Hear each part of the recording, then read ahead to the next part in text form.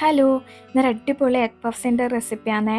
Puff pastry ഒന്നും ഇല്ലാണ്ട് തന്നെ നമ്മൾ ബേക്കറിയിൽ നിന്നെല്ലാം വാങ്ങുന്ന അതേ സെയിം ടേസ്റ്റിലും നല്ല ക്രിസ്പി ആയിട്ട് നല്ല അടിപൊളിയായിട്ട് ചെയ്തെടുക്കാൻ പറ്റുവേ. അപ്പോൾ ഈസി റെസിപ്പിയാണ്, എല്ലാവരും ഒന്ന് ഉണ്ടാക്കി നോക്കണേ.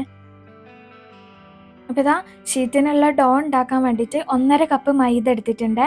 അതിലേക്ക് ആവശ്യത്തിന് ഉപ്പ്, 1 ടീസ്പൂണ് സൺഫ്ലവർ ഓയിൽ അല്ലെങ്കിൽ ഒരു പീസ് ബട്ടർ ചേർത്ത് കൊടുക്കാം. ഇതെല്ലാം മിക്സ് ചെയ്തിട്ട് പച്ചവെള്ളം ചേർത്തിട്ട് തന്നെ നല്ല സോഫ്റ്റ് ആക്കിയിട്ട് കുഴച്ചെടുക്കാം.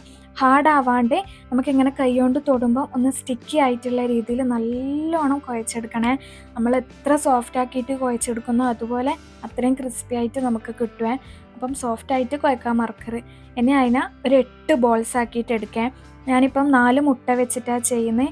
ഈ ഉള്ളിൻ്റെ മസാല ആയാലും ഈ ഡോ ആയാലും മുട്ടയും എല്ലാം കറക്റ്റ് അളവാണ് 8 പഫ്സിനുള്ള. ഇനിയിത് ബോൾസ് ആക്കിയിട്ട് ഒരു പാത്രം എടുക്കാം. എന്നിട്ട് അതിൽ സൺഫ്ലവർ ഓയിലൊന്ന് ഒഴിച്ചു കൊടുക്കാം.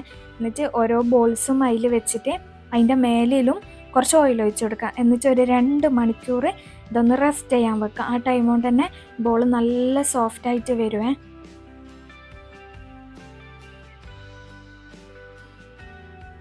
ഇനിതാ ഫില്ലിങ്ങിനായിട്ട് മീഡിയം സൈസിലുള്ള 2 ഉള്ളി എടുത്തിട്ടുണ്ട്. പിന്നെ 2 പച്ചമുളക്, കറിവേപ്പില. ഉള്ളി ഇതുപോലെ നേരിയതായിട്ട് ഒന്ന് നീളത്തിൽ കട്ട് ചെയ്തെടുക്കാം. പിന്നെ ഇഞ്ചിയും വെളുത്തുള്ളി ഒന്നും ചേർക്കുന്നില്ല, മുട്ട വെച്ചിട്ട് ചെയ്യുന്നുണ്ട്. മീറ്റ് വെച്ചിട്ടാണ് ചെയ്യുന്നതെങ്കിൽ ഇഞ്ചിയും വെളുത്തുള്ളി എല്ലാം ചേർത്ത് കൊടുക്കാം. ഇനിതാ ചൂടായ പാനിലേക്ക് സൺഫ്ലവർ ഓയിൽ ഒഴിച്ചിട്ട് ഇത് 3 ചേർത്തിട്ട് ആവശ്യത്തിന് ഉപ്പും ചേർത്തിട്ട് ഒന്ന് സോഫ്റ്റ് ആകുന്ന വരെ വാട്ടിയെടുക്കാം.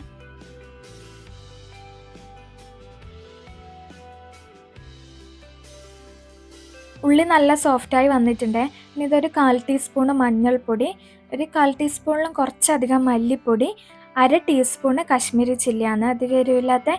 പിന്നെ ഒരു 1/4 ടീസ്പൂണിൻ്റെ അടുത്ത് ഗരം മസാല. ഇതെല്ലാം ചേർത്തിട്ട് നല്ലോണം പച്ചമണം മാറ്റിയെടുക്കാം. പൊടിൻ്റെ പച്ചമണം എല്ലാം മാറിയിട്ടാകുമ്പം ഒരു 1/2 ടീസ്പൂണ് കെച്ചപ്പ് ചേർക്കുന്നുണ്ട്. ഇത് ചേർക്കുമ്പോൾ ആ ചെറിയൊരു പുളിയും മധുരമെല്ലാമായിട്ട് നല്ല ടേസ്റ്റാണ് ഈ ഫില്ലിങ്. അതും കൂടി ചേർത്ത് ഒന്ന് മിക്സ് ചെയ്തിട്ട് ആവശ്യത്തിന് മല്ലിയിലയും കൂടി ചേർത്ത് മിക്സ് ചെയ്തെടുത്താൽ ഫില്ലിങ് റെഡിയായ. ഈ ടൈം കൊണ്ട് തന്നെ 4 മുട്ട ഒന്ന് പുഴുങ്ങിയെടുക്കാം. ഈ ഡോ റെസ്റ്റ് ചെയ്യാൻ വെക്കുന്ന ടൈമിൽ തന്നെ ഇടയ്ക്കിടയ്ക്ക് ഇങ്ങനെ തിരിച്ചിട്ട് കൊടുത്തിട്ട് ഇങ്ങനെ ഞാൻ സെൻറ്ററിൽ ഇങ്ങനെ കൈ കൊണ്ടൊന്ന് പ്രസ് ചെയ്ത് കൊടുത്തിന്. അപ്പം ആ സ്ഥലത്തെല്ലാം ഓയിൽ വന്നിട്ട് ഡോ നല്ല സോഫ്റ്റ് ആയിട്ടുണ്ട്. ഇനി അതിൽ തന്നെ കുറച്ച് ഓയിൽ കൗണ്ടർ ടോപ്പിലാക്കിയിട്ട് ആദ്യം കൈ കൊണ്ട് ജസ്റ്റ് ഒന്ന് ഇങ്ങനെ പ്രസ് ചെയ്യാം. അപ്പം തന്നെ നല്ലോണം ഇതായിട്ട് വരുവേ, കാരണം അത്രയും സോഫ്റ്റ് ആയിട്ടുണ്ട് ഓരോ ബോൾസും. ഇനി കൈ കൊണ്ട് ഇങ്ങനെ വലിച്ചെടുത്തിട്ട് ഇങ്ങനെ നമുക്ക് പറ്റുന്ന അത്ര നൈസാക്കിയിട്ട് എടുക്കാം. ഇത് നമ്മൾ ഇങ്ങനെ പ്രസ് ചെയ്തെടുക്കുന്ന ടൈമിൽ കീറിപ്പോയാലൊന്നും പ്രശ്നമൊന്നുമില്ലേ. ഇനി ഇത് 2 സൈഡിൽ നിന്നും മേലിൽ നിന്നും താഴെ നിന്നും സെൻറ്ററിലേക്ക് കൊണ്ടുവന്നിട്ട് ഒരു സ്ക്വയർ ഷീറ്റാക്കിയിട്ട് എടുക്കാം. ഇനി ഇത് ജസ്റ്റ് ഒന്ന് കൈകൊണ്ട് ഇങ്ങനെ പ്രസ് ചെയ്ത് കൊടുക്കുമ്പം അതിൽ നിറച്ചും ഇങ്ങനെ ബബിൾസ് വരുവേ. അങ്ങനെ വരണം. ആ ബബിൾസ് വരുമ്പോൾ അന്ന് നമ്മളിത് ബേക്ക് ചെയ്ത് കഴിയുമ്പോൾ നല്ല ക്രിസ്പി ആയിട്ടുണ്ടാകും കേട്ടോ. ഇനി അതിലേക്ക് 1 സ്പൂണ് ഫില്ലിങ്ങും പിന്നെ ഒരു പീസ് മുട്ടയും വെച്ചിട്ട് ഓരോ കോണും ഇങ്ങനെ മേലിലേക്ക് ആക്കിയിട്ട് പ്രസ് ചെയ്ത് കൊടുക്കാം. അപ്പോൾ നമ്മൾ ബേക്കറിയിൽ നിന്നെല്ലാം വാങ്ങുന്ന സെയിം പഫ്സിൻ്റെ ഷേപ്പിൽ വരുവേ.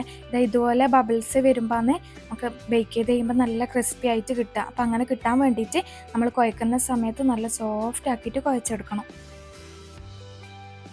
ഇതാ മൊത്തത്തിൽ ഇതുപോലെ ചെയ്തെടുക്കാൻ നമുക്ക് 8 പഫ്സ് കിട്ടുവേ. അപ്പം ഫസ്റ്റ് ഉണ്ടാക്കിയ 4 ഞാൻ ഒന്ന് ബേക്ക് ചെയ്തെടുക്കലാന്നേ.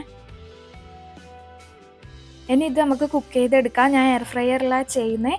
പിന്നെ നമുക്ക് കേക്കെല്ലാം ബേക്ക് ചെയ്യുന്ന പോലെ സ്റ്റൗ ടോപ്പിൽ വെച്ചിട്ടും ഇത് കുക്ക് ചെയ്തെടുക്കാം കേട്ടോ. എയർ ഫ്രയറിലാകുമ്പം ഇതാ ഞാൻ ഒരു ബട്ടർ പേപ്പർ വെച്ചിട്ടുണ്ട്. അതിൽ ജസ്റ്റ് ഒന്ന് ഓയിൽ സ്പ്രേ ചെയ്ത് കൊടുത്തിട്ട് ഈ ഓരോ പഫ്സും വെച്ച് കൊടുക്കുക. എന്നിട്ട് ഇതിൻ്റെ ടോപ്പിൽ ജസ്റ്റ് ഒന്ന് എഗ് വാഷ് ചെയ്ത് കൊടുക്കാം. ഇത് ചെയ്യണമെന്ന് നിർബന്ധമൊന്നുമില്ല. ഇത് ചെയ്യുമ്പം ആ കറക്റ്റ് ആ ഒരു ലുക്ക് കിട്ടുക. നമ്മൾ ബേക്കറിയിൽ നിന്നെല്ലാം വാങ്ങുന്ന പോലത്തെ ആ മേലിലുള്ള ആ ഒരു കളർ ചേഞ്ച് എല്ലാം വന്നിട്ട് പിന്നെ അപ്പം 180 ഡിഗ്രിയിൽ 15 മിനിറ്റ് ബേക്ക് ചെയ്തെടുത്താൽ നല്ല അടിപൊളി ക്രിസ്പി ആൻഡ് ടേസ്റ്റി ആയിട്ടുള്ള എഗ് പഫ്സ് റെഡി ആവേ. നമുക്ക് ശരിക്കും ബേക്കറിയിൽ നിന്നെല്ലാം വാങ്ങുന്നതിനെക്കാട്ടിൽ അടിപൊളിയായിട്ട് നമ്മളെ ഇഷ്ടത്തിന് ഫില്ലിങ് ചെയ്യാം. അപ്പം അടിപൊളി പഫ്സാണ്, ഈസി റെസിപ്പിയാണ്. ഇതിനാകെ നമ്മൾ ആ ഡോ റെസ്റ്റ് ചെയ്യാൻ വെക്കുന്ന ഒരു 2 മണിക്കൂർ ടൈമേ പിടിക്കുന്നുള്ളൂ. ബാക്കിയെല്ലാം ഇതിൻ്റെ വലിയ പണിയൊന്നുമില്ല, ഈസി ആയിട്ട് എളുപ്പത്തിൽ ചെയ്തെടുക്കാൻ പറ്റും. അപ്പം നല്ല സൂപ്പർ ക്രിസ്പിയാണ്, നല്ല അടിപൊളി പഫ്സാണ്. നമുക്ക് ചൂടോടെ ചായൻ്റെ ഒന്നിച്ചെല്ലാം നല്ല അടിപൊളിയായിട്ട് കഴിക്കാം. ഇപ്പോൾ ഗസ്റ്റെല്ലാം വരുന്നുണ്ടെങ്കിൽ ബേക്കറിയിലേക്ക് ഓടേണ്ട ആവശ്യമില്ല, നമുക്ക് തന്നെ ഈസി ആയിട്ട് അടിപൊളിയായിട്ട് ടേസ്റ്റി ആയിട്ട് ഉണ്ടാക്കിയെടുക്കാം. അപ്പം എല്ലാവരും ഒന്ന് ട്രൈ ചെയ്ത് നോക്കാം. വീഡിയോ ഇഷ്ടമായെങ്കിൽ ലൈക്ക് ചെയ്യുക, കമൻറ്റ് ചെയ്യുക, സബ്സ്ക്രൈബ് ചെയ്ത് സപ്പോർട്ട് ചെയ്യാം. അപ്പോൾ ഓക്കെ, ബൈ.